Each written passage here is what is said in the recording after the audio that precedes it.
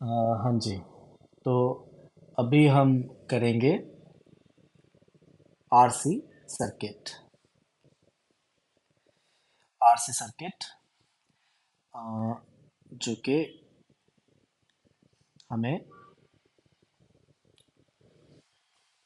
Steady state में करना है। तो देखो आरसी सर्किट में क्या होता है,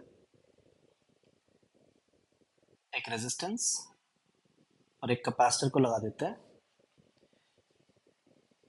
सीरीज कॉम्बिनेशन में एक बैटरी के साथ।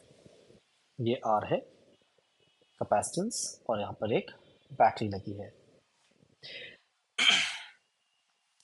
तो देखो इसको ऐसे समझना है कि अगर हमारे पास एक कैपेसिटर है जिसको हमने बैटरी से लगा दिया, तो पहले इस प्रोसेस को समझ लेते हैं कि बिना रेजिस्टेंस के क्या होता है। बिना रेजिस्टेंस के चार्जिंग ऑफ कैपेसिटर होगी, कैपेसिटर को चार्ज करेगी बैटरी, और यहाँ से चार्ज फ्लो करेगा बैटरी से, इधर पॉजिटिव चार्ज चला जाएगा और यहाँ पर नेगेटिव चार्ज आ जाएगा। और इसमें अगर हम चार्ज निकालें तो हमें पता है कि Q is equal to C V से सी चार्ज आता है। तो यहाँ पर अगर हम चार्ज को की लिमिट्स वगैरह देखें तो हमें पता है कि स्टार्टिंग में कैपेसिटर हमारा अनचार्ज है। अनचार्ज है तो उस पर जो चार्ज है वो ज़ीरो है।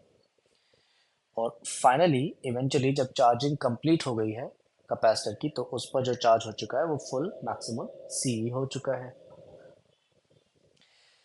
ठीक है। तो यही बिल्कुल जो सेम प्रोसेस है चार्जिंग ऑफ कैपेसिटर, एग्जैक्टली यही यहाँ पर हो रहा होता है। जब आर सीरीज में लगा देते हैं तभी भी चार्ज, कैपेसिटर की चार्जिंग हो रही है, और जो चार्ज है कैपेसिटर के ऊपर वो इनिशियली ज़ीरो यानी कम्प्लीटली डिस्चार्ज है, और फिर कंप्लीट चार्जिंग के बाद हमारा मैक्सिमम चार्ज आ जाएगा जो कि सी होगा।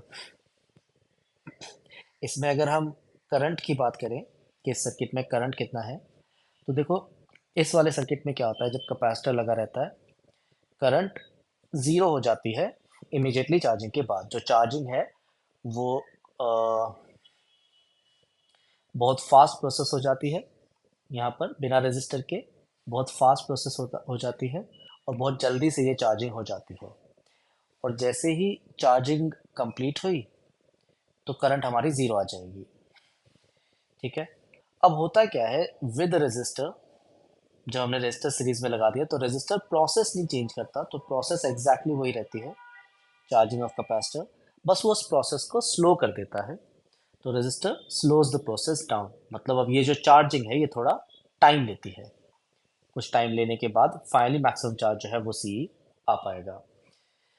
तो जब स्टार्टिंग में हम इसमें करंट देखें तो करंट यहाँ पर मैक्सिमम हो जाती है, और पूरी चार्जिंग खत्म होने के बाद, जैसे हमें पता है पूरी चार्जिंग के बाद यहाँ पर कोई कंटिन्यूस चार्ज नहीं फ्लो करता।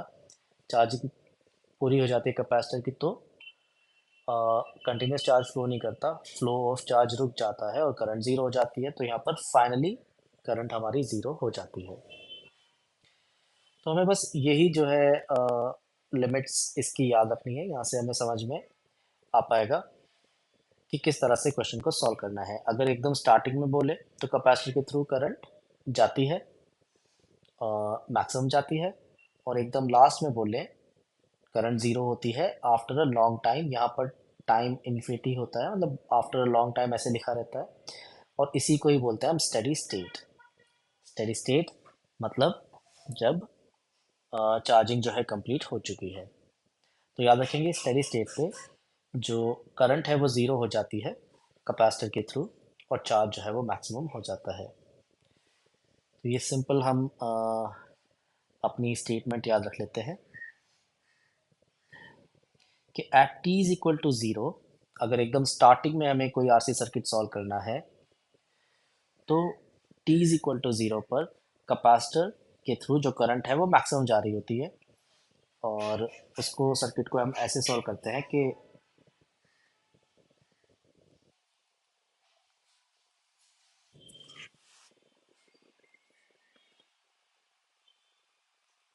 कैपेसिटर को आप शॉर्ट सर्किट कर दीजिए। शॉर्ट सर्किटेड का मतलब ये होता है कि रिप्लेस कर दो कैपेसिटर को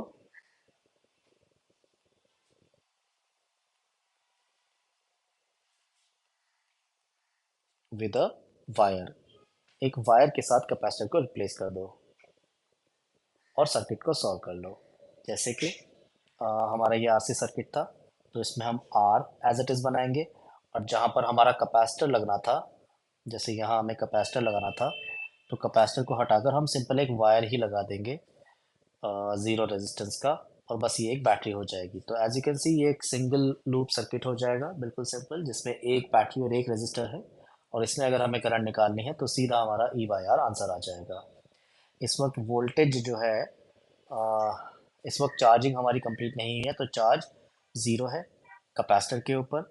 अगर कैपेसिटर का वोल्टेज पूछ लिया जाए तो वो क्यू बाई सी करके ज़ीरो आ जाएगा, और यानी सारा का सारा वोल्टेज इस वक्त हमारा रजिस्टर को मिल रहा होता है। जो टोटल वोल्टेज है हमारा वो ई है, तो रजिस्टर को ही सारा ई मिलेगा, और कैपेसिटर को कोई वोल्टेज नहीं मिल रहा होता, वो तो शॉर्ट सर्किटेड है। अगर यही सेम क्वेश्चन हमको स्टेडी स्टेट पे सॉल्व करने के लिए आए, स्टेडी स्टेट पर, तो स्टेडी स्टेट पर हमें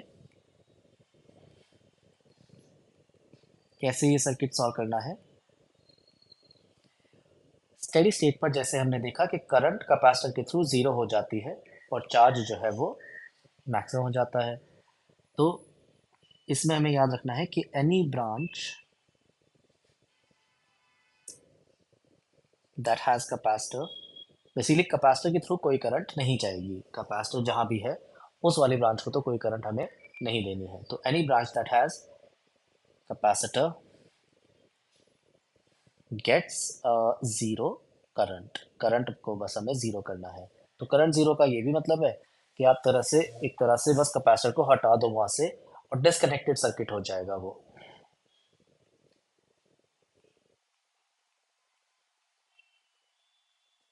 मतलब क्लोज्ड ही नहीं रहेगा। एक बार देखते हैं कैसे।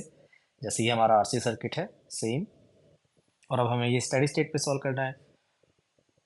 तो ये रेजिस्टर, ये हमारा कैपेसिटर है, और कैपेसिटर के थ्रू जो करंट है वो हमें हमारी ज़ीरो जानी है, तो यहाँ पर करंट ज़ीरो रहेगी। अब क्योंकि ये सिंगल लूप ही सर्किट है, तो इसमें हर जगह ही करंट ज़ीरो आ जाएगी। करंट तो हर जगह सेम होनी चाहिए, तो बेसिकली करंट इसमें ज़ीरो आ जाएगी सर्किट में। और करंट ज़ीरो आ गई। अब अगर वोल्टेज की बात करें, तो रेजिस्टर को कितना वोल्टेज मिलेगा? रेजिस्टर का वोल्टेज आई आर होता है, आई आर, और करंट ही ज़ीरो है, तो रेजिस्टर को कोई वोल्टेज इसमें नहीं मिलेगा। यानी सारा वोल्टेज अब कैपेसिटर को मिल रहा होगा, जो भी आपने टोटल वोल्टेज ई लगाया है। तो यहाँ पर रेजिस्टर का वोल्टेज ज़ीरो, क्योंकि करंट ज़ीरो, कैपेसिटर का वोल्टेज टोटल ई आ जाएगा, और कैपेसिटर का अगर चार्ज निकालना हो तो हम सी से टोटल चार्ज निकाल लेंगे। तो t is equal to zero पर स्टेडी स्टेट पर इस तरह से हम आरसी सर्किट को सॉल्व करते हैं। एक इसका एग्जाम्पल देख लेते हैं। और जैसे मान लो यहाँ पर हमारा रजिस्टर है, कैपेसिटर है, फिर यहाँ पर हमने एक ब्रांच लगा रखी है, इसमें सिर्फ रजिस्टर है, और एक यहाँ पर बैटरी है और एक रजिस्टर है। इस सर्किट को लेट्स से हमें सॉल्व करना है, और हम इसमें कुछ वैल्यूज़ ले लेंगे। जैसे लेट्स से ये हमारी 6 ओम है, ये हमारा 6 ओम है, और ये हमारा 4 ओम है। इस तरह से हमारे ये रेजिस्टर्स है, और जो हमारे यहाँ पर वोल्टेज है वो लेट्स से 70 वोल्ट है, और यहाँ पर हमने, ये सब ओम है, और यहाँ पर हमने कैपेसिटर लिया है 2 माइक्रोफैरड का। Let's say we have to solve this circuit at t is equal to zero. तो अगर मुझे t is equal to zero पर ये सॉल्व करना है, तो t is equal to zero पर जैसे मुझे पता है कैपेसिटर को शॉर्ट सर्किट कर देना है, यानी कैपेसिटर को वायर से रिप्लेस कर देना है, और सर्किट को सॉल्व कर लेना है।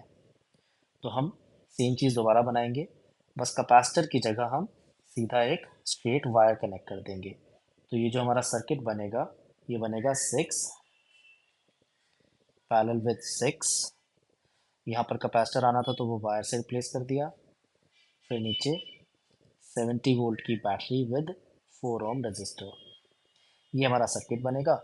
इसमें जैसे अगर हमें आर इक्वलेंट निकालना है तो पता है कि 6 पैरेलल में आ जाएंगे, यानी 3 ओम आएगा, और वो 3 4 के साथ सीरीज में आएगा, तो 7 ओम यहाँ पर हमारा आर इक्वलेंट आएगा।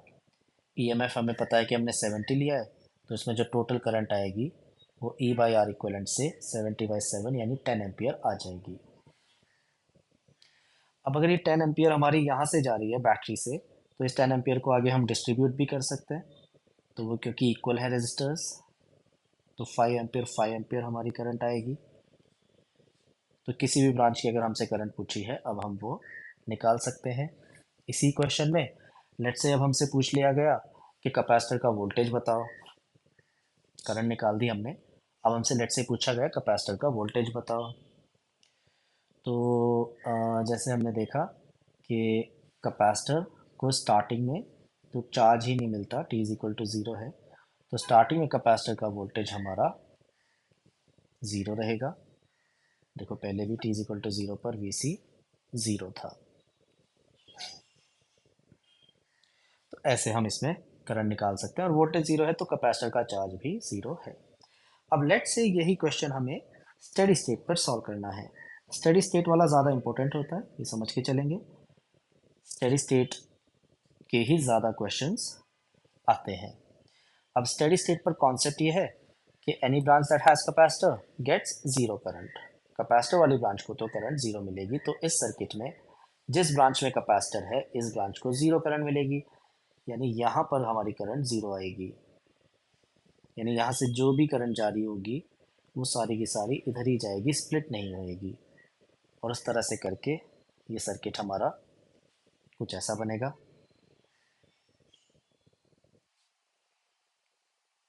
बैटरी विथ 4 विथ 6, और यहाँ से जो ऊपर वाली ब्रांच थी इसमें कोई करंट ही नहीं जाएगी because this branch has capacitor. तो इसमें क्योंकि करंट ही नहीं गई तो हमारी सारी करंट यहाँ से जाएगी, और ये हो जाएगा एक single loop circuit. Single loop circuit में करंट जैसे निकालनी है, आर इक्वलेंट इसमें अब 6 और 4 जो है वो सीरीज़ में आ जाएंगे, क्योंकि पहले तो हमें ये जैसे लेना ही नहीं है, उसमें करंट ही नहीं जा रही, तो आप देखो ये सीधा सीधा सीरीज़ में आ जाएंगे, आर इक्वलेंट 10 आ जाएगा। और जैसे करंट निकालनी है तो अब E M F by R करके 7 एम्पियर की करंट इसमें से फ्लो करेगी, और वो 7 एम्पियर की करंट भी यहाँ से ही जाएगी, बस इसी सिंगल लूप सर्किट में। ऊपर वाले सर्किट में तो कोई करंट ही नहीं गई ऊपर वाली ब्रांच में, ठीक है। तो लेट्स से अब इस क्वेश्चन में हमें पूछा जाता है कि वोल्टेज बता दो कैपेसिटर के अक्रॉस। तो कैपेसिटर के अक्रॉस जैसे अब हमें वोल्टेज बताना है, तो इसमें हमें क्या करना है, देखो आ, हम बेसिकली बोलेंगे कि देखो इसको तो यहाँ पर कोई वोल्टेज ही नहीं मिलेगा क्योंकि इसमें करंट नहीं है, तो यानी ये जो कैपेसिटर है ये सीधा सीधा इस पॉइंट के और इधर इस पॉइंट के बीच में कनेक्टेड है, तो सीधा सीधा हम कह सकते हैं कि वोल्टेज जो कैपेसिटर का होगा वो इसके वोल्टेज के बराबर है, यानी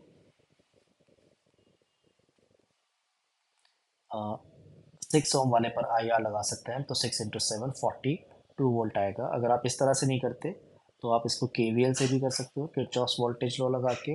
उसके लिए मैं ये वाला लूप लेकर ऐसे एक किरचॉफ्स लॉ की इक्वेशन लिख सकता हूँ, तो मैं लिखूँगा ज़ीरो, यहाँ पर पोटेंशियल ज़ीरो लेके माइनस आई इंटू आर, फिर अब जब मैं यहाँ पर आ गया कैपेसिटर के अक्रॉस लिखेंगे, लेट्स से माइनस प्लस है तो पोटेंशियल इंक्रीज होगा, पोटेंशियल अक्रॉस कैपेसिटर, और फिर ज़ीरो आएगा, इसके अक्रॉस कोई वोल्टेज नहीं आएगी, and that will be equal to zero, और सॉल्व करके ये 42 वोल्ट आ जाएगा।